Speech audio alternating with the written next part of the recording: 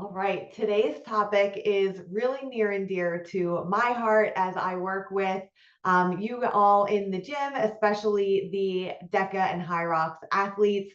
But even if you're training for something very specific, again, whether it's DECA or High Rocks, or whether you have a big race coming up, whether that's a Spartan race, a half marathon, a 5K, this content is for you.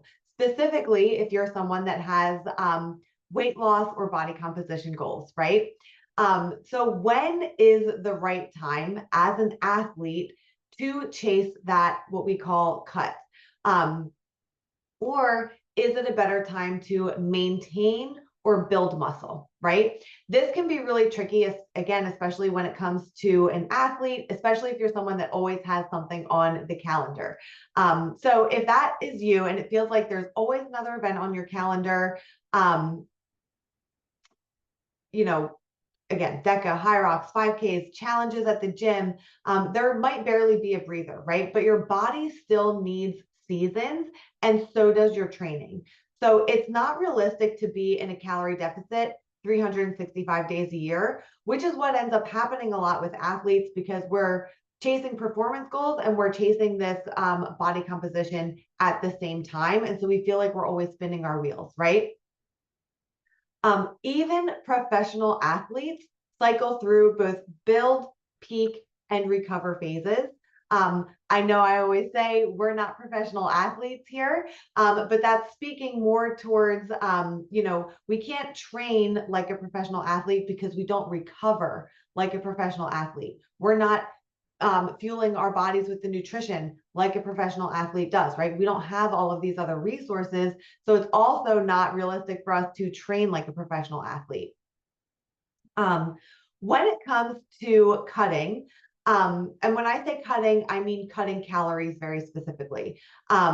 So when you are training, you're already in a high stress environment between your workouts. If you're doing any travel, whether it's, for your race or otherwise, you're probably sleeping less. Your body might be full of more adrenaline. Adding a calorie deficit into that mix increases your cortisol levels and it impairs your ability to recover properly. This can lead to plateaued strength, so not feeling as strong in the gym or in your workouts. It can lead to slower times. So if you're chasing a PR, you can probably kiss that goodbye.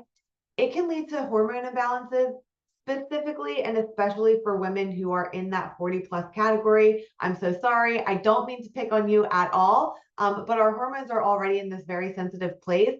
And adding the stress of a calorie deficit on top of the stress of training, on top of work stress, on top of family stress, it can be too much.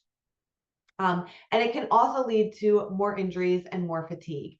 So basically, your body really doesn't know the difference between a really tough training block and a famine. It just knows stress. So if you're training hard and under fueling, your performance and metabolism both will slow down. So when I say under fueling, I mean cutting calories, I mean not having enough carbohydrates, and I also mean not getting enough protein. So those three things all go hand in hand. So if you think, oh, I'm probably eating enough calories, so I'm probably fine. If you're under eating protein and or carbohydrates, specifically as an endurance athlete, you could still be in trouble. So basically, we want you to pick performance over perfection, right? So if you have an event coming up, you are in a performance phase. You are not in a cut phase. So again, trying to train intensely while eating in a calorie deficit, that is an overburden of stress, which leads to poorer recovery, immune dips, and even weaker training sessions. So again, if you're in your training sessions and you are just spent, that is not normal. That is not you just working hard. Okay. You should still feel good in your training, even if it is a tough day. You shouldn't feel like you're going to pass out or you're going to die or you need to lay down or you need to rot for the rest of the day, right? Those are all indicators that you may be under fueling. And also, I just want to point out that being leaner does not always equate to being faster or being stronger. Sometimes we get in that comparison thing where we see like an elite athlete maybe, or somebody who is competing at Worlds and they are very lean, that lean physique isn't necessarily what makes them fast or what makes them strong or what makes them good at what they do, okay? I want you to start thinking about your food as a recovery training tool and not as like an extra or something that you do if you have like the perfect week in your schedule, right? Really being aware of your nutrition and what is required for performance is part of your training. So if you are taking your race seriously, you are also taking your nutrition seriously. You're also making sure that you're getting enough of what you need. It can also be really helpful to think of your year in seasons, right?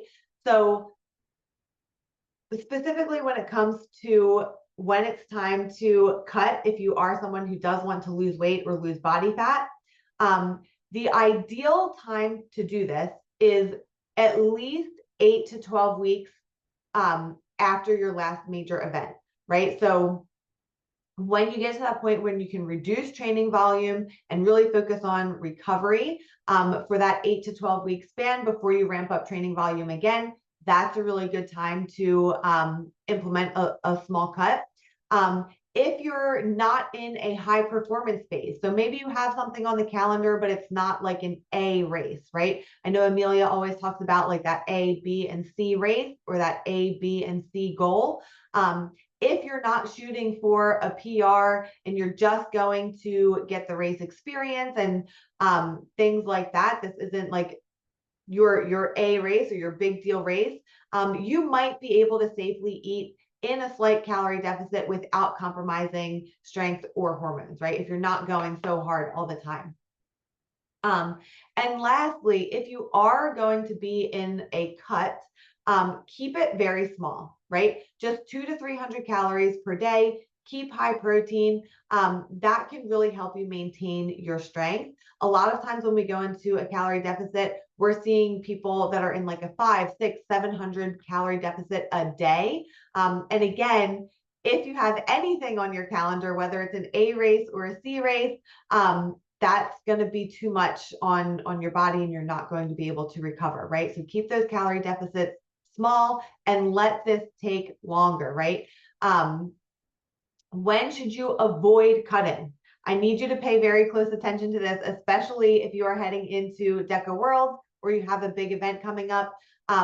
During peak training cycles, right? So 4 to 6 weeks out from your event. So before your event, those 4 to 6 weeks leading into your event, we are not cutting here, okay? We are at least eating at maintenance, if not a very small surplus, okay? A very small surplus is not going to make you gain a ton of weight. It's going to help with your recovery and it's going to help you perform at your strongest.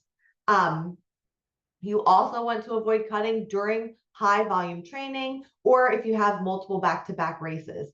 So again, if you are someone who is going to DECA World and then in December and then in January you have something else coming up on your calendar, again, not a great time to cut, okay?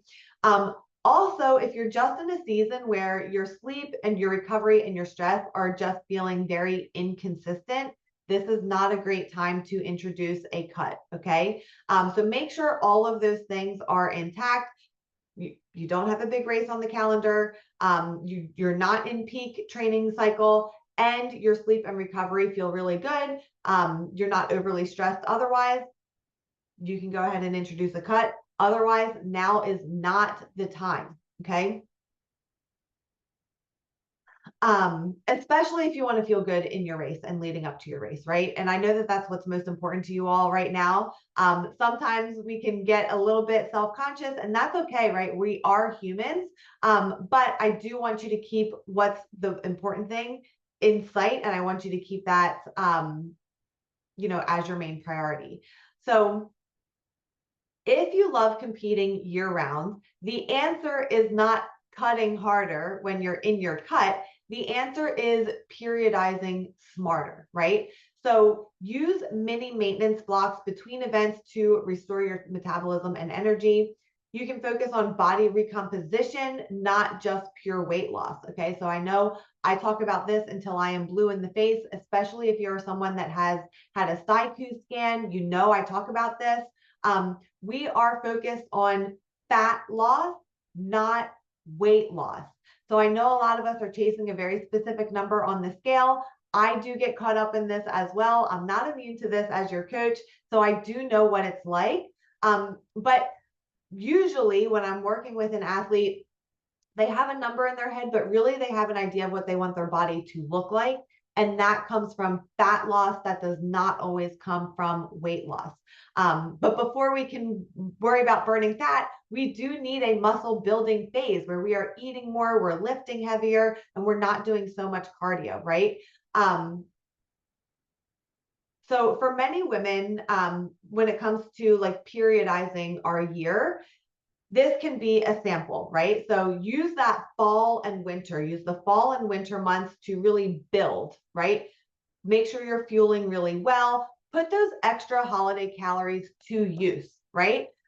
Instead of saying, oh, I can't have that or whatever, have it and then know that you're going to put it to good use in the gym and you're going to build muscle off of that, right? That's not to say you can go totally off the rails and just eat whatever you want, right? We still have to be smart. We still have to make sure that we're getting in our protein. We still have to make sure that our calories are in check overall. But what I am saying is instead of, forcing yourself to be in some sort of calorie deficit through the holidays and not have any of these more fun or special foods to you, go ahead and have them and let this be your build season. Then in the spring, you can kind of go into that cut phase if that's what you want, and then use that summer to maintain and focus on your performance. If, again, you have races all year long, this might not work for you. You might have to look at your training calendar and say, okay, I do have, 15 weeks between these two races. Once this race is done, I'm going to take, I'm going to let it go a week or two to maintain. I'm going to take 6 or 8 weeks in between. And then once I get back into that peak training build, then I'm going to go back into maintenance or surplus again, right? So we can't be eating the same all year long. We do have to be mindful of eating more when we're training more. And if you do want to be in a cut or you do have fat loss goals, using those cuts very specifically in between those big training blocks.